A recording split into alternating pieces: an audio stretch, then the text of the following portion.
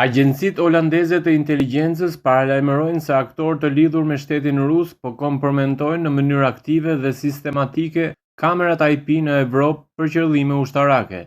Ata përdorin programe për njohjen e imazheve për të mbledhur të dhëna ushtarake me rëndësi, si transportet e ngarkesave, rrugët e transportit, dërgesat e armëve drejt Ukrainës dhe vendodhjet e mundshme të personelit ushtarak. Shërbimet ruse po përdorin qasjen në kamerat IP për të siguruar informacion të rëndësishëm të inteligjencës ushtarake në shtetet anëtare të BE-s dhe NATO-s, përfshirë informacione që lidhen drejt për drejt me luftën në Ukrainë, thuhet në njoftimin e Shërbimit të Përgjithshëm të Inteligjencës dhe Sigurisë të Holandës dhe Shërbimit të Inteligjencës Ushtarake të Holandës.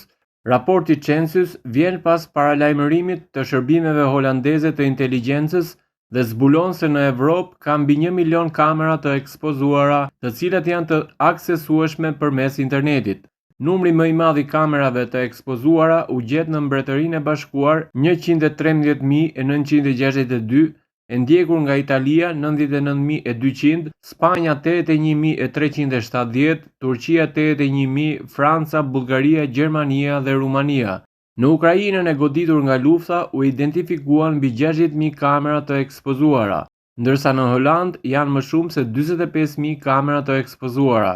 Edhe kur zbatohen të gjitha praktikat më të mira të sigurisë kibernetike, agjencitë e inteligjencës rekomandojnë që fusha e shikimit e kamerave IP të kufizohet vetëm në qëllimin për të cilin janë instaluar. Objekte të tjera të panevojshme duhet të mbeten jashtë pamjes, duke shmangur filmimin e rrjedhave logjistike ose të infrastrukturës publike, duke maskuar zonat e ndjeshme dhe duke kufizuar detaje të tilla si vendodhja GPS në transmetimet e kameras.